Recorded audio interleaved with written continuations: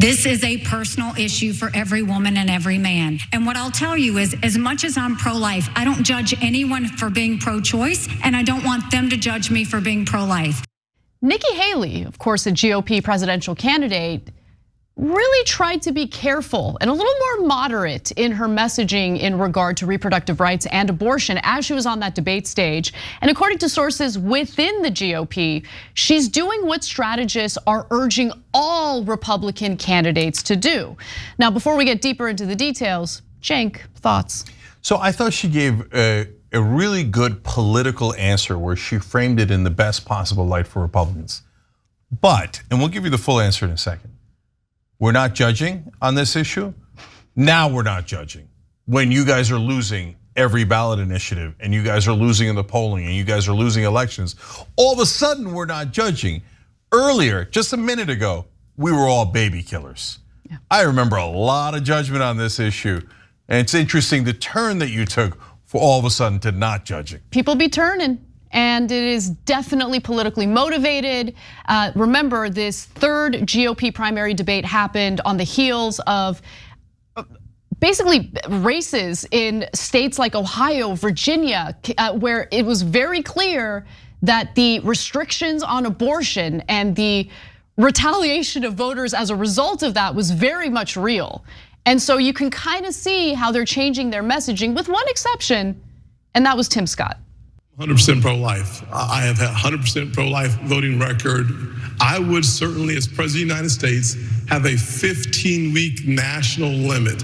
I would not allow states like California, Illinois, or New York to have abortion up until the day of birth. We need a 15-week federal limit. I would challenge both Nikki and Ron to join me at a 15-week limit. It is in our nation's best interest, and frankly, I think it's unethical and immoral to allow for abortions up until the day of birth. In my parents' plan, we start by talking about funding, block granting resources to crisis pregnancy centers.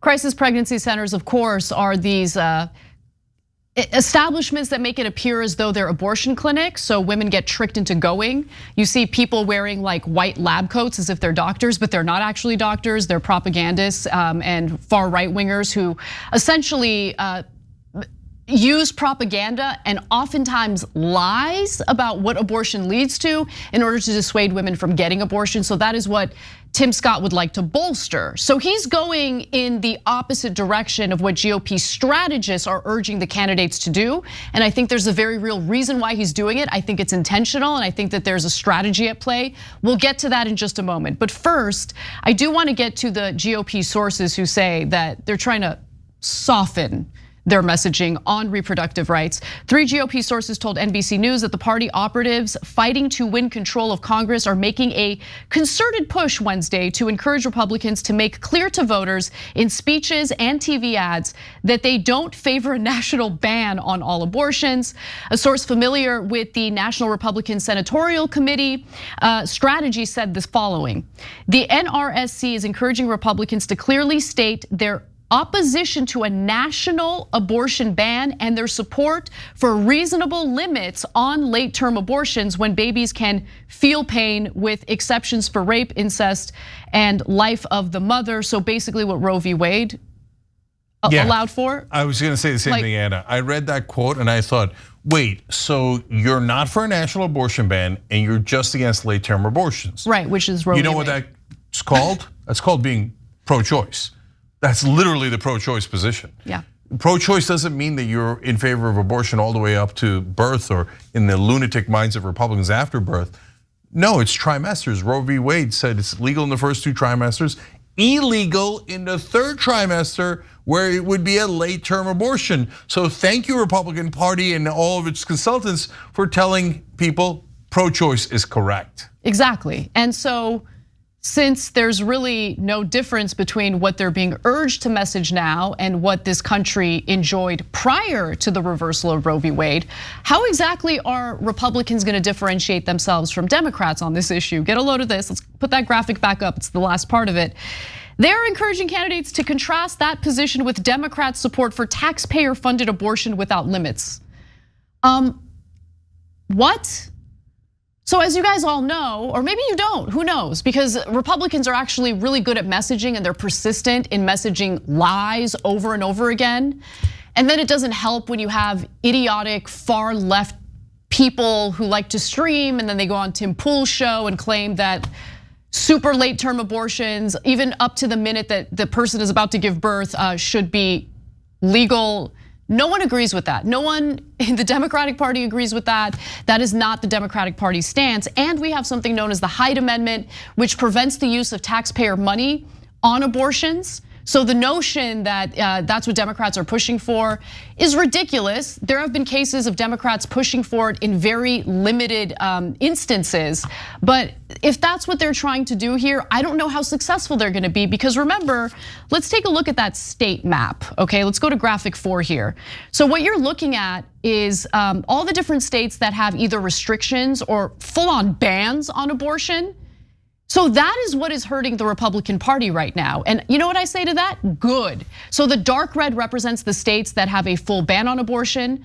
The lighter red represents the 6-week ban, which is effectively an abortion ban. And then the lighter the colors, the less restrictions, if you want to think of it that way. But those states include 12-week abortion bans and 15 to 18-week abortion bans. And just to give you an idea of when viability, the medical consensus, the medical community's consensus on when viability begins, it's around 23 months.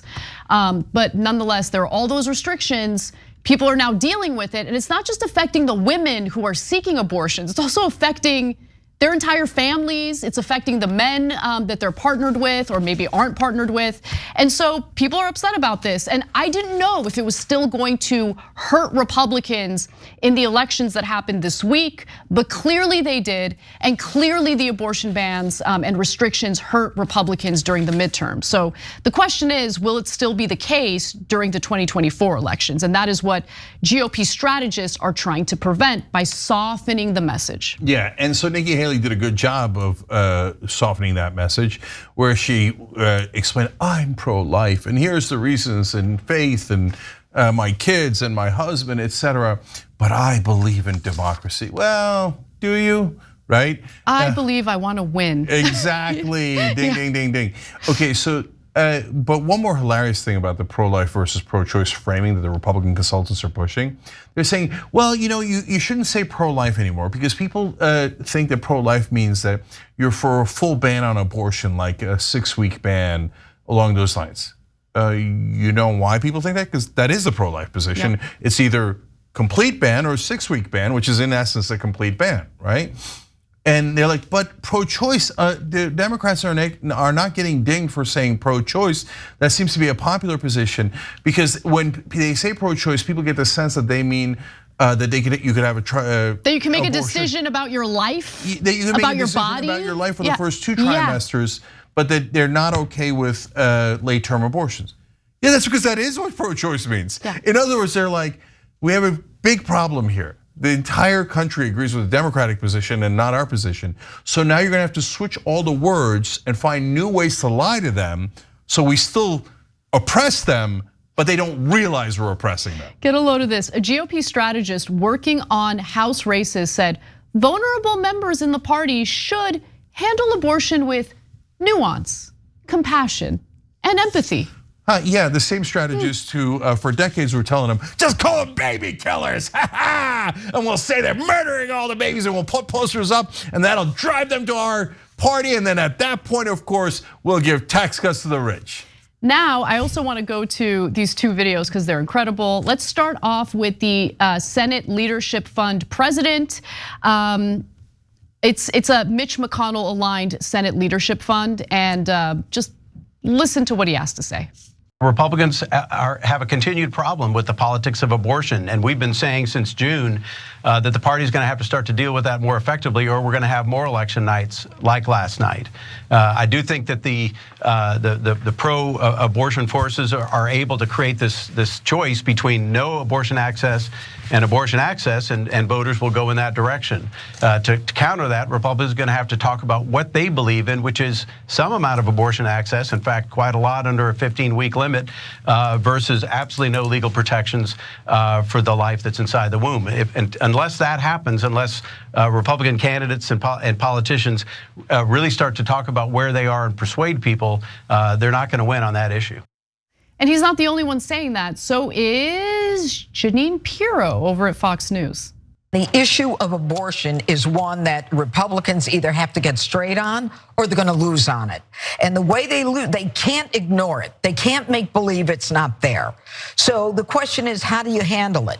Well, it's not really how the Republicans handle it, because right now they don't have 60 votes in the Senate. So stop trying to pass a federal legislation. It's not going to happen. You're creating unnecessary turmoil for Republican candidates down the ticket. Women want freedom, and Republicans have to understand this is not an issue they win on.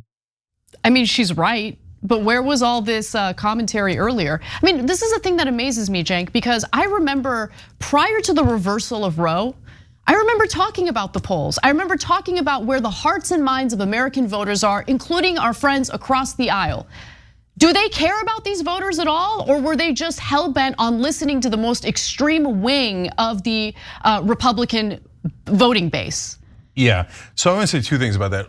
All my life, Republicans, to Anna's point, Republicans pretended that the whole country was pro-life. Right. They're like, the real moral center of this country, the heartland, the Americans want to protect those babies, and those Democrats are radical, trying to give women the right to kill babies. Terrible, right? American people are on our side. Now, as soon as it starts costing them elections, now remember everybody, the American people not on our side. Backpedal, backpedal, backpedal, backpedal. But then that leads to another interesting point.